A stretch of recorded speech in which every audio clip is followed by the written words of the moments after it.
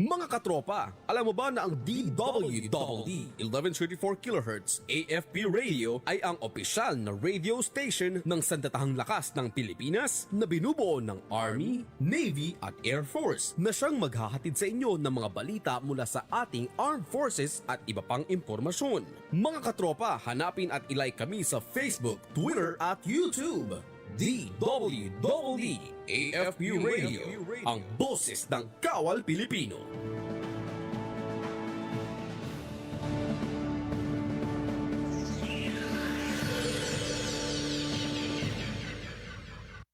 Sa dami ng mga nangyayari ngayon, sigurado ka bang tama ang lahat ng naririnig at nababasa mo? Bago ka mag-react o mag-share, think ka muna! Ang Think Ka Muna Pilipinas ay isang media and information literacy advocacy campaign ng MediaQuest kasama ang KBP at ang himpilang ito na nagpapaalala sa atin na mag-pause, mag-isip-isip at kumilos ng may alam. Dahil ang goal, isang mas informed, listo at responsableng Pilipinas. Think Ka Muna Pilipinas! Dahil sa atin magmumula ang isang mas mapanuring bansa. Ito ang DWDD 1134 kHz AM. Balita, impormasyon at musika. Ito ang DWDD AFP Radio. Boses ng Kawal Pilipino. Programang maaasahan, balita at impormasyong makabuluhan para sa Pilipinong manggagawa at namumuhunan. Ito ang Dole sa AFP Radio. Usapang trabaho, oportunidad, karapatan at proteksyon mula sa Department of Labor and Employment. Ito ang Dole sa AFP Radio. Luzon, Visayas, hanggang Mindanao. Sama-sama nating talakayin ang mga programa at serbisyo ng kagawaran. Ito ang Dole sa AFP Radio.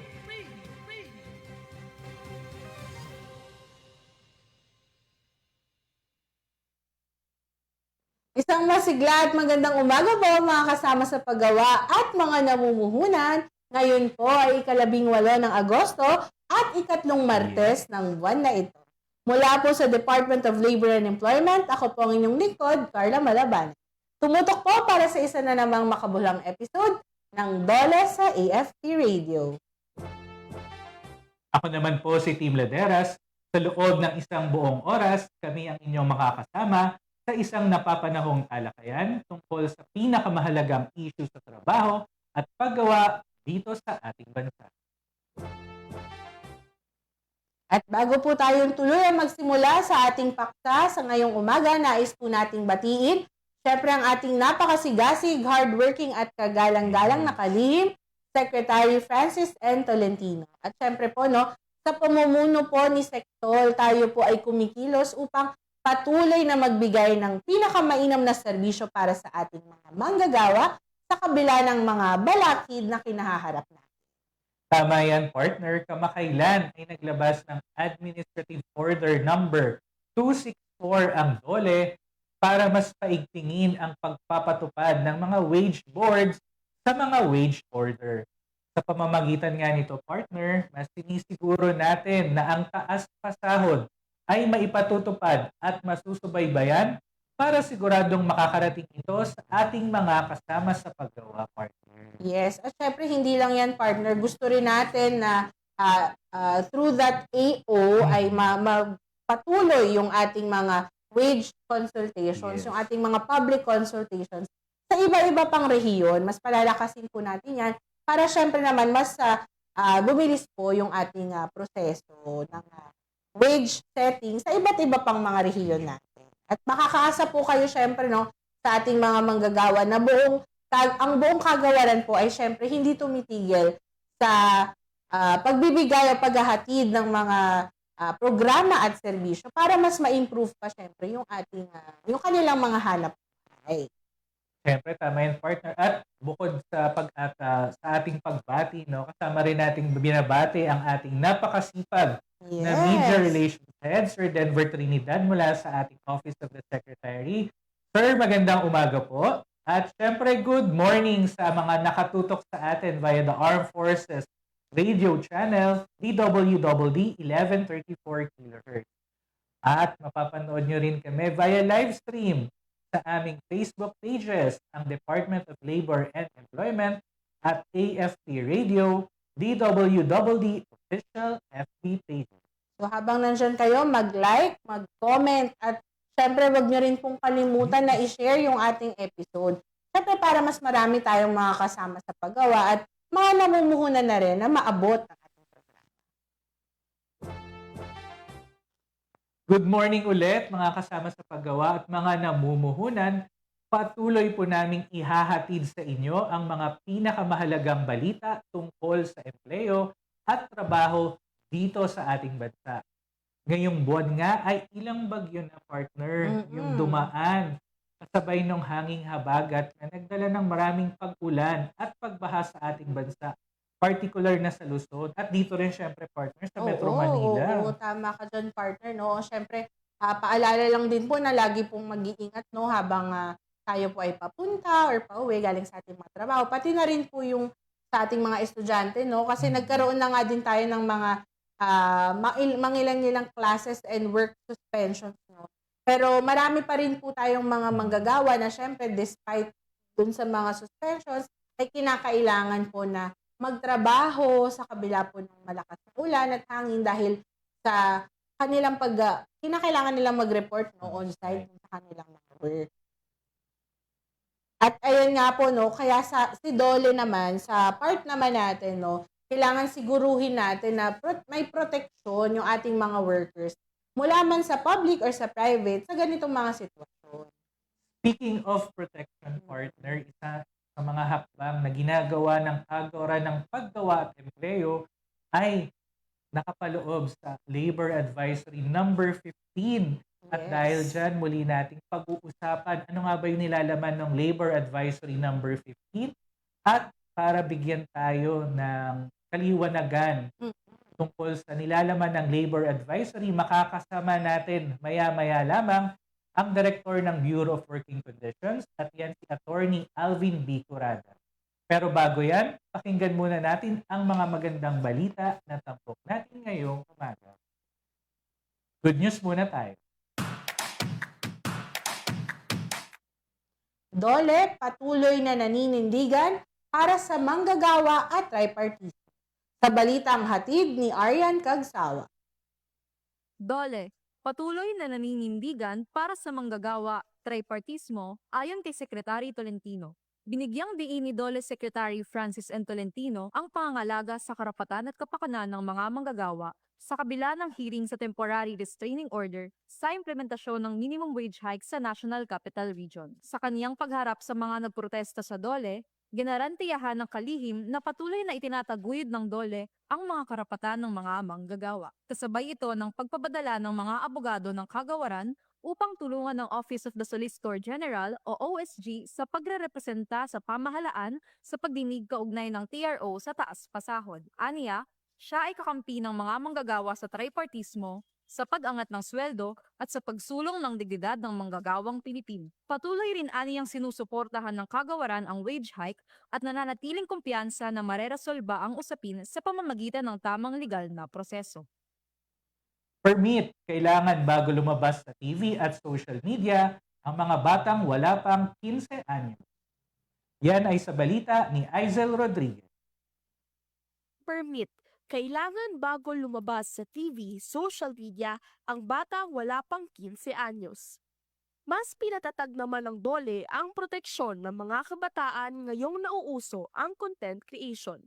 Sa Dole Labor Advisory number 12, inaalalahanan ng Dole ang mga magulang, content creators, advertisers at employers na kailangang kumuha muna ng Dole Working Child Permit bago lumabas sa telebisyon, advertisements, social media o iba pang online platforms ang mga batang wala pang 15 taong gulang.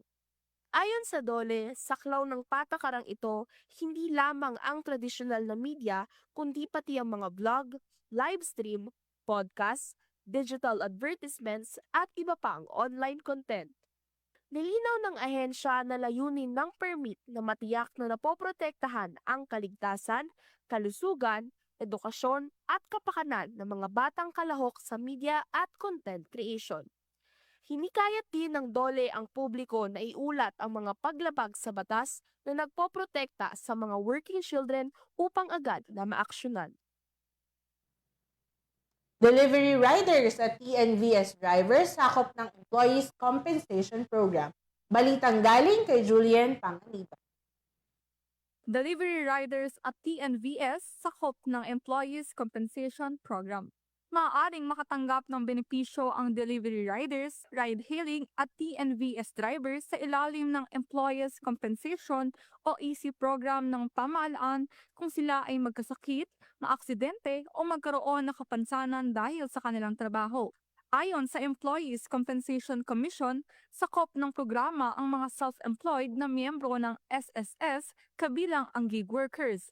Upang maging kwalipikado, kailangan na nakapagbayad ng hindi bababa sa isang buwang SSS contribution bago mangyari ang work-related na sakit o aksidente. Hinihikayat ng ECC ang mga self-employed platform workers na alamin at i-avail ang mga benepisyong maaari nilang matanggap sa ilalim ng EC program.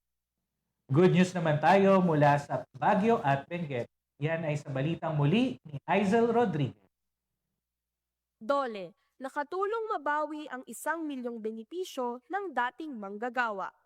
Tinulungan ng DOLE ang isang manggagawa na mabawi ng isang dating empleyado sa Baguio, Benguet ang 1 milyong pisong halaga ng back wages at iba pang benepisyo sa pamamagitan ng Single Entry Approach o SENA.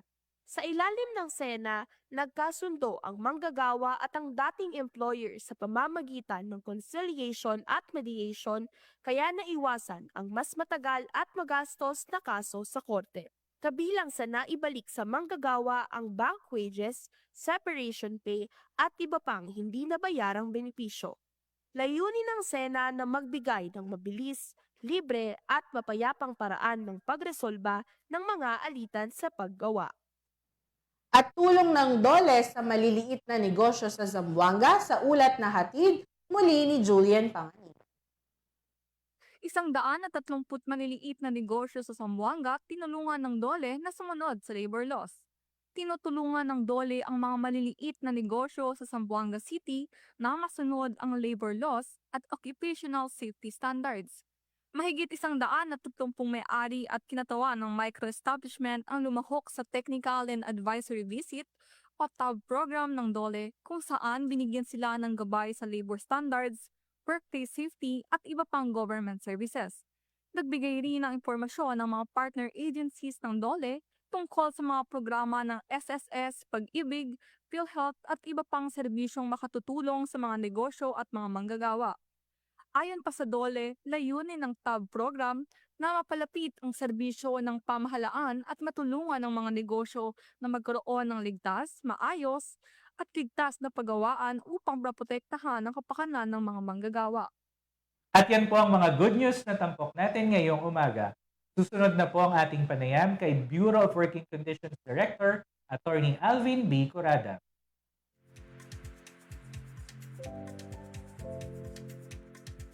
The Bureau of Working Conditions is mandated to focus on performing policy and program development and performing advisory functions for the Department in the administration and enforcement of laws relating to labor standards. Specifically, the BWC develops and prescribes labor standards and policies, programs, and devices relative to its administration and enforcement. It also exercises technical and functional supervision over the DOLE regional offices as they conduct administration and enforcement activities in the respective regions. The Bureau also conducts research in aid of safety standards, policy programs, measures and device development on labor standards. And lastly, the Bureau provides knowledge and information services on labor standards data, programs, and enforcement activities. There are 5 flagship programs of the Bureau, namely Labor Inspection, Technical and Advisory Visit, Policy and Program Development, monitoring of programs such as construction safety and health program, technical safety inspection. And the last flagship program is the case management. The labor inspection program ensures that private sector establishments employing workers comply with the general labor standards, occupational safety and health standards, and other social legislations intended to safeguard the rights of workers to just and humane conditions at work. This is in line with the visitorial and enforcement power of the Secretary of Labor and Employment under Articles 128 and 129 of the Labor Code of the Philippines, and it is the flagship program of the BWC for ensuring the continuity and sustainability of compliance in all workplaces. Small, medium, and large establishments under the sector's hazardous work, employing children, construction projects, Philippine-registered ships in domestic shipping, fishing vessels, contracting or subcontracting arrangements, subject of SENA referral, anonymous complaint, and request for inspection, and other establishments as may be determined by the Secretary of Labor and Employment are all covered in the Labor Inspection Program. The Technical and Advisory Visit, or the TAV program, aims to build the capacity of community-based micro-establishments towards sustainable compliance with labor standards. It seeks to facilitate easier access to government programs and services instrumental to addressing their compliance gaps, as well as to provide livelihood assistance and productivity training to further capacitate micro-establishments in improving their business operations. There are various training modules offered in TAB, namely General Labor Standards, Occupational Safety and Health Standards, Child and Family Welfare, Productivity Toolbox, and Visit Checklist and Action Plan. The Technical Safety Inspection is the inspection for the purpose of safety determination of boilers, pressure vessels, internal combustion engines, electrical installations, elevators, hoisting equipments, and other mechanical equipments. The Bureau is also responsible for the development of policies and programs. The Bureau takes the lead in the formulation and assurance of timely and relevant policies, guidelines, and advisories relating to general labor standards, occupational safety and health standards, and other social legislations that promote the rights at work, improve working conditions, and guide employers and workers in the private sector. There are other various programs that are handled by the Bureau of Working Conditions: Construction Safety and Health Program, Review and Evaluation of Technical Plans, Processing of Certificate of Appearance of PMEs and PEEs, Work Alert Reporting, Processing of Certificate of No Pending Case, Disposition of Labor Standard Appealed Cases, General Labor Standards and Occupational Safety and Health Queries and Requests for Inspection-related data, Medical Services or Assistance to DOLE personnel. And the BWC is also a member of various committees like NCACL, IACAT, LI City Building Committee, Safety and Health Committee, Mental Health Program, and many more. The Bureau envisions well-guided employers and workers committed to a safe, healthful, and productive work environment, adaptive to industry trends and developments, and equitably enjoying the gains of joint endeavors.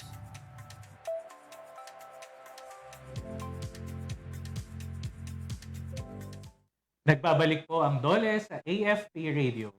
Sa pangunguna ng ating kalihim, Secretary Francis Tolentino, sinisiguro ng kagawaran na protektado ang mga manggagawa lalo na ngayong panahon ng tag-ulan upang maiwasan ang anumang aksidente, partner. Yes, tama yan. Lalo nga ngayong tag-ulan na, partner. So, para magbigay sa atin ng impormasyon tungkol sa proteksyon sa mga manggagawa sa panahon ng mga tag-ulan, narito po kasama natin ngayong umaga, Bureau of Working Conditions, Director Alvin B. Corrada. Diretso na po tayo sa ating discussion today. Good morning po, Director Alvin. Good morning, Director. Good morning, team, and good morning, Carla. Salamat ulit sa pag-imbita sa Bureau of Working Conditions. Ayun po. Sir, diretso na po tayo sa ating topic for the day at yun nga, kapag po ba, panahon na po kasi ngayon ng tag-ulan, ayan, so bilang paalala po sa ating mga manggagawa, meron po tayong Labor Advisory number 17. Tungkol po ba saan itong Labor Advisory na ito at bakit po ba ito mahalaga ngayong katulad po na ganitong panahon, Dear Alvin? Ang Labor Advisory 15 series of 2025, Carla, ay nagbibigay ng guidance sa ating mga employers at mga manggagawa.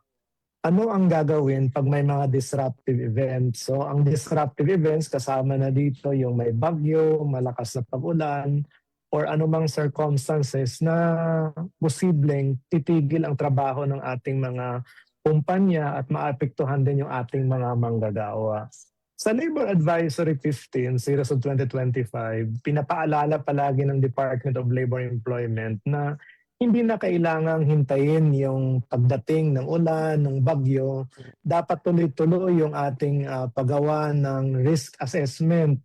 Nakabatay ito sa ating Occupational Safety and Health Program para malaman natin ano ang risk na kakaharapin ng workplace, ano ang risk na kakaharapin ng ating mga manggagawa while nagtatrabaho sila, papunta sila sa trabaho at pauwi sila sa trabaho. So ito yung laman ng ating Labor Advisory 15 Series of 2025. Paglilinaw lang, Director at partner, itong Labor Advisory number 15, Director, hindi lamang po sa tuwing ng tag-ulan. Nabanggit po ninyo kapag may mga disruptive events, so pwede po dyan pumasok yung lindol o yung mga kahalintulad na sitwasyon po na hindi natin inaasahan. Tama po ba, Director? Tama yung team, hindi lang weather disturbances ang ating kinocontemplate at kinocover ng Labor Advisory 15. Kasama na dito yung mga socio-cultural events, mga religious, social and political events na posibleng maharangan yung daan or ito ay malapit sa ating mga workplaces na hindi makapasok yung ating mga empleyado or kung makapasok man sila, imposible nila magawa yung kanilang trabaho. So lahat ng circumstances na posibleng makaapekto sa ating mga manggagawa habang sila ay papunta sa trabaho, pauwi sa trabaho, o sa pag-perform ng mga trabaho nila sa mga workplaces, ito po ay sakop ng ating Labor Advisory 15 Series of 2025. Malinaw yan. At para naman po sa guidance ng ating mga employers, Director Alvin, kung wala pong idineklarang work suspension, maaari po bang magpasya ang employer na pansamantalang itigil ang trabaho dahil sa mga nabanggit na pangyayari katulad ng ulan, lindol, o kaya may mga political events? Ano po ba ang sinasabi ng Labor Advisory 15 patungkol po dito, Director? Tama yung team kasi karaniwan natin naririnig sa social media yung mga nasa gobyerno daw, wala nang pasok, paano naman daw sa private sector. So ito po ay may batas na po tayo, RA 11058, nagkaroon din po tayo ng Department Order 252, nagkaroon tayo ng Labor Advisory para talaga ipaalala po sa ating mga employer na responsibilidad po nila na i-assess yung risk sa kanilang mga workplaces pag mayroong mga disruptive events katulad ng malakas na ulan, bagyo o pagbaha sa mga workplaces man o sa daanan ng ating mga manggagawa papunta sa trabaho at pauwi sa trabaho. Hindi na po natin kailangan hintayin yung declaration ng gobyerno. Sinasabi na sa Labor Advisory po natin na as shared responsibility natin ng private sector, tingnan po natin yung mga declaration ng NDRRMC, declaration ng Pag-asa, declaration ng LGU, kasi nakasaad na po doon kung gaano kalakas yung ulan, makakadaan ba yung ating mga manggagawa papunta sa workplaces, o kahit sila ay nakapasok sa workplace, posible ba sila magtrabaho considering halimbawa nito mga nakaraang mga araw na malakas ang ulan. So hindi na po natin hintayin yung gobyerno. Pag nakita po natin at tayo po ay may mga safety officers sa ating mga workplaces, dapat kaagaran na po tayo mag-suspend ng trabaho kasi po posibleng maaksidente yung ating mga manggagawa. At pag may aksidente po yung ating mga manggagawa, talagang apektado po yung ating negosyo, productivity, and profitability po ng ating mga negosyo. Kaya magkusa na po tayo. Minsan nga, nung nakaraan nating mga programa, Carla and Tim, pinapaalalahanan na rin natin sila na hindi naman bago yung pag-ulan, bagyo o pagbaha sa atin kasi ito naman talaga ay nangyayari pag malakas ang ulan. So sa panahon na ito, ang expectation ng Department of Labor and Employment na mapa na natin, na profile na natin saan nakatira yung ating mga manggagawa, sino dito ang posibleng hindi makapasok kung sakaling may baha sa particular road, at kung ang role nila ay critical sa production process, pwede naman bigyan sila ng transportation services or temporary housing na malapit sa kumpanya natin habang may disruptive events tayo. So malinaw yung sinasabi ni Director Partner, no, na hindi na kailangan na mag-antay pa ng suspension coming from the government. Kung nakikita na natin na pwedeng mapahamak yung ating mga workers, ayan, so pwede nang mag-decide yung ating mga employers. Pero Dear Alvin, paglilinaw lang po kasi minsan po hindi natin maiiwasan na medyo may delay siguro po sa pagbibigay po ng advice si employer. Pero kung sakali po ba na meron na pong mga cancellations ng biyahe or meron na pong mga baha, kunyari po na unpassable na po, doon po sa lugar na panggagalingan ng ating mga manggagawa, for instance, meron po bang sinasabi yung labor advisory kung ano po ba yung maaari niyang gawin pag may mga ganito na pong mga scenario po, Dear Alvin? Yes, Carla, meron yun. Sa parte naman ng ating mga manggagawa, i-assess nila yung imminent danger sa kanilang buhay or kalusugan pag may mga ganitong sitwasyon.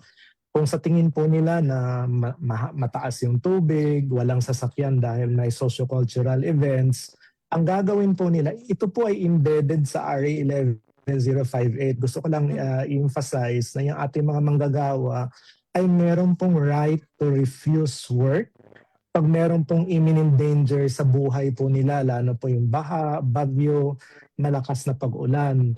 Pwede po silang hindi pumasok kung may imminent danger, mataas yung tubig, mahirap sumakay, talaga yung panahon. Pero may requirement din tayo, Carla, na i-inform natin yung ating mga kumpanya na, ma'am, sir, meron malaki po yung baha, hindi po ako makakapunta.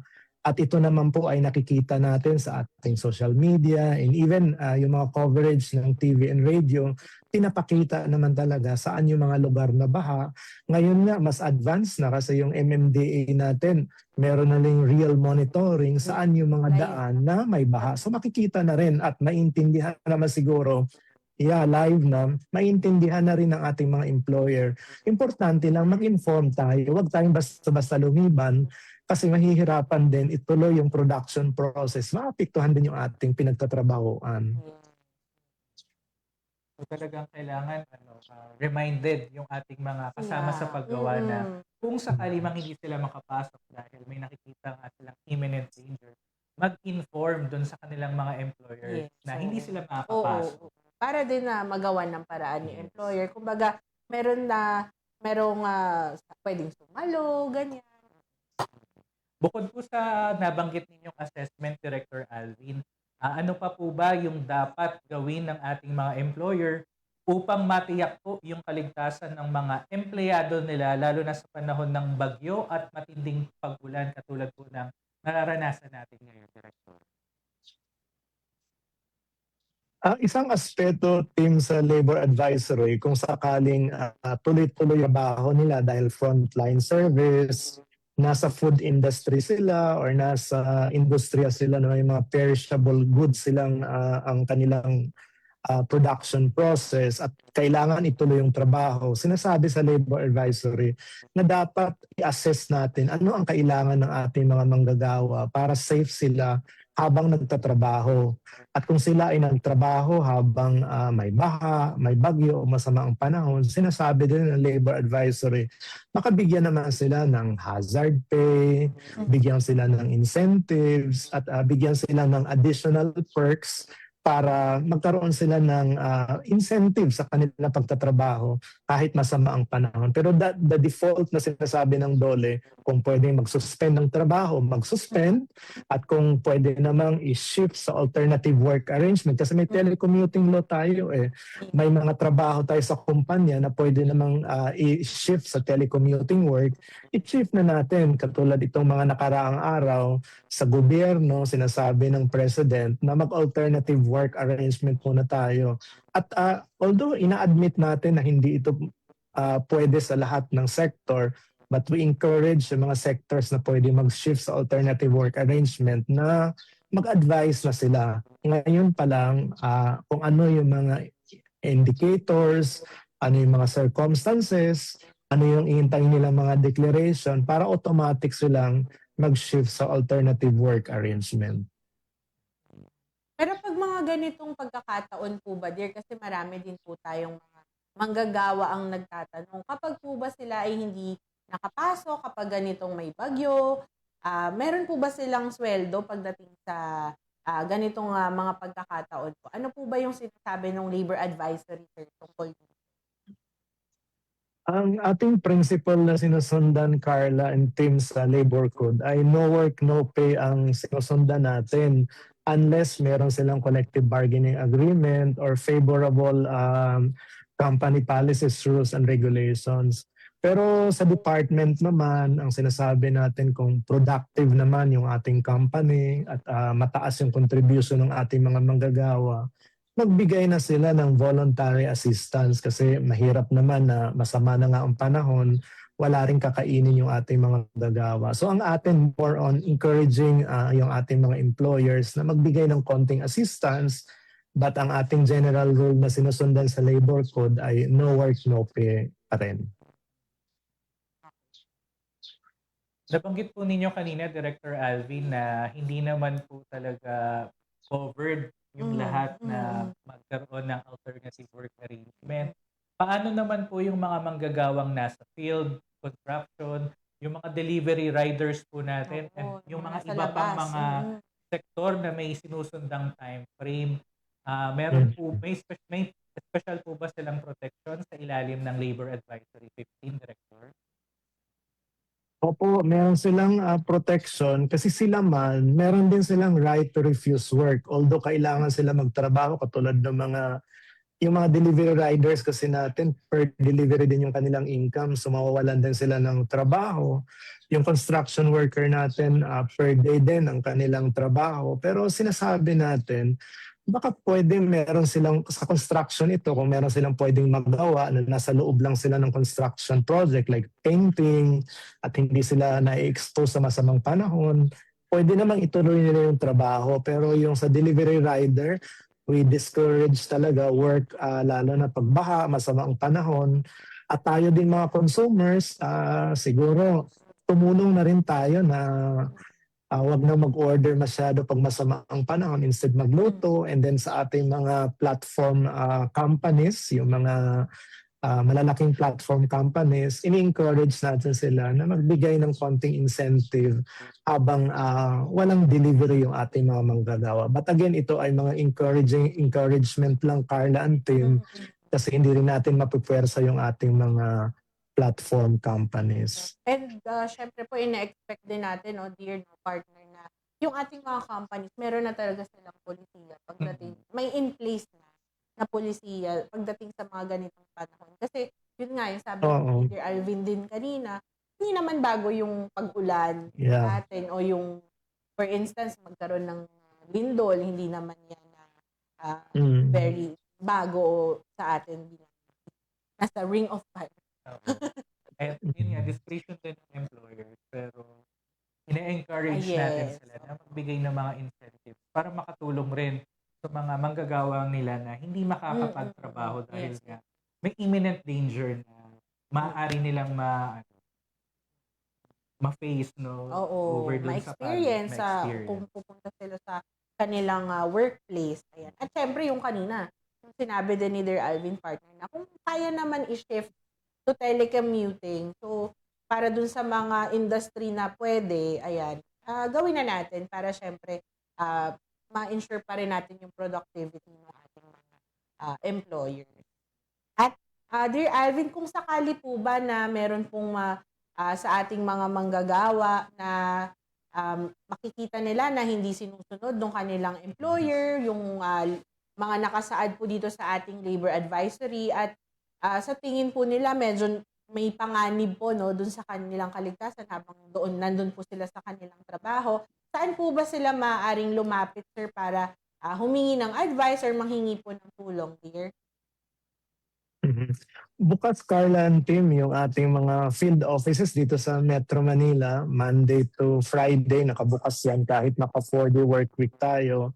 Yung ating mga labor inspectorate ay naka-open yung ating mga trabaho. Tayo naman sa Dole, bukas Monday to Thursdays sa ngayon dahil meron tayong, we joined the call of the President to conserve resources. Pero pwede naman po kayo mag-email. Natatanggap po namin yon yung aming po mga email addresses ng iba't ibang opisina nasa website po ng Dole. And kung bukas po yung ating hotline 1349, try nyo pong tumawag kasi yung aming mga tauhan din sa hotline 1349 ay apektado rin po minsan pag masama rin ang panahon. Pero try nyo pong tumawag at pagkatapos po ng disrupted events, kung hindi pa rin po na-resolve yung ating mga concern, in-encourage po namin kayo na pumunta o tumawag sa ating mga opisina. Ito po ay sa ating regional conciliation mediation board sa iba't ibang regions, DOL regional offices, DOL provincial offices outside of Metro Manila, and within Metro Manila, dito po sa field offices po natin sa lahat halos ng cities sa Metro Manila. Punta lang no, sa tumawag, meron tayong hotline, meron tayong email, at syempre pwede rin, of course, pumunta dun sa mga iba't ibang opisina ng DOL. So, pwede rin silang mag-message sa ating Facebook Yes, account, very no? much. Lalo na dun sa mga tech savvy. Oo. Pwede na kayong diretsong mag-send ng inyong message. At this point, Director Alvin, kunin na lang po namin yung inyong mensahe para po sa ating mga manggagawa at employer, para po matiyak yung ligtas na kanilang kabuhayan, lalo na po mas tumitindi, mas dumadalas po yung mga pag-uulan at nararamdaman na po natin yung epekto ng climate change. Director? Yes, Tim and Carla, sa panahon po ngayon na inaasahan po natin na tuloy-tuloy pa rin yung pag-ulan, ang pagsama ng panahon na posibleng magdulot ng pagbaha sa ibang lugar. Tayo po ay apektado lahat, gobyerno, employer at manggagawa. Pero ang pinaka-vulnerable po sa atin yung ating mga manggagawa.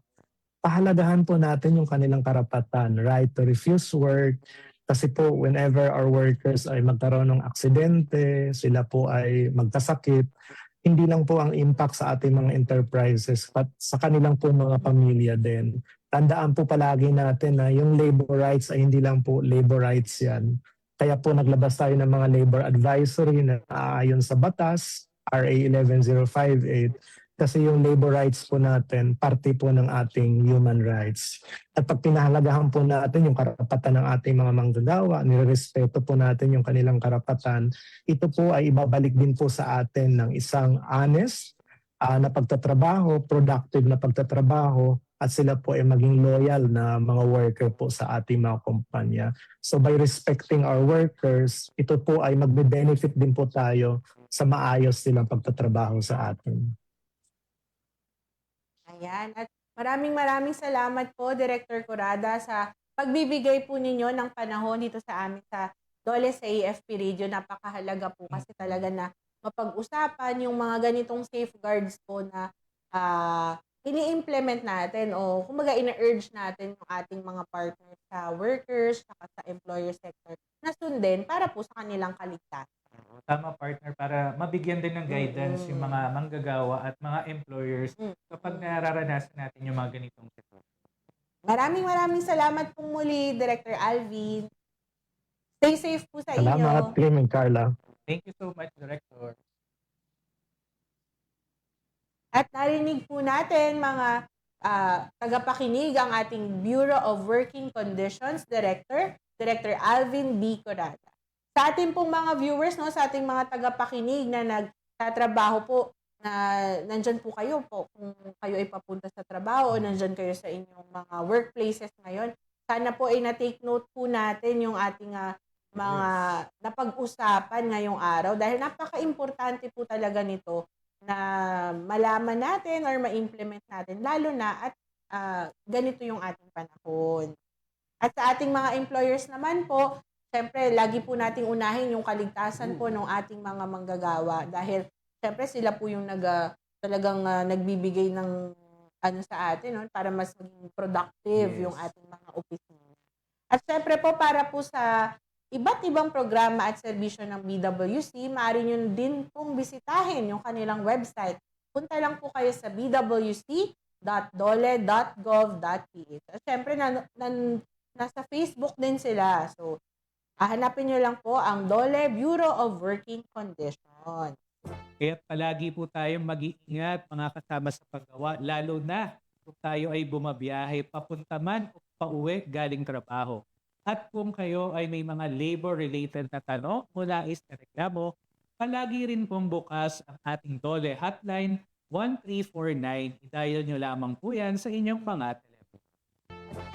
At sabi nga natin kanina, pwede po kayong mag-email hotline1349@dole.gov.ph. At syempre dun sa aming Facebook page, maaari din po kayong mag-message, no? Para sa iba pang mga concerns po ninyo tungkol sa labor and what.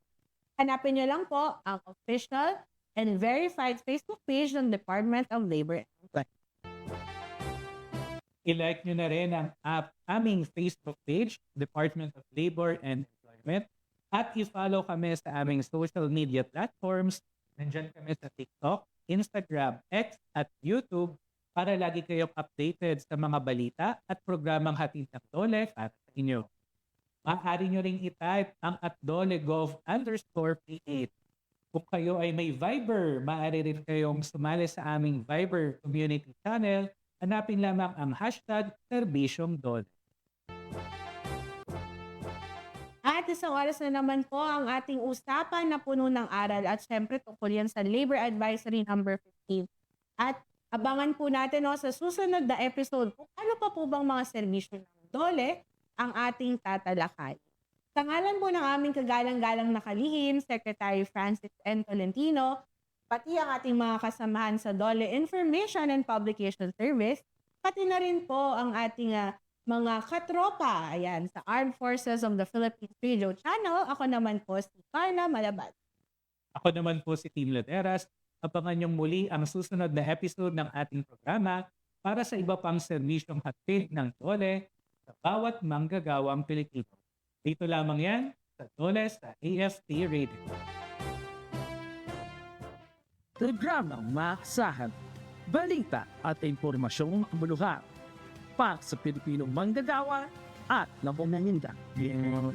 Ito ang DOLE sa AFP Radio. Isa pang trabaho, oportunidad, karapatan at proteksyon mula sa Department of Labor and Employment. Ito ang DOLE sa AFP Radio. Luzon, Visayas, hanggang Mindanao. Sama-sama natin talakayin ang mga programa at serbisyo ng kagawaran. Ito ang DOLE sa AFP Radio.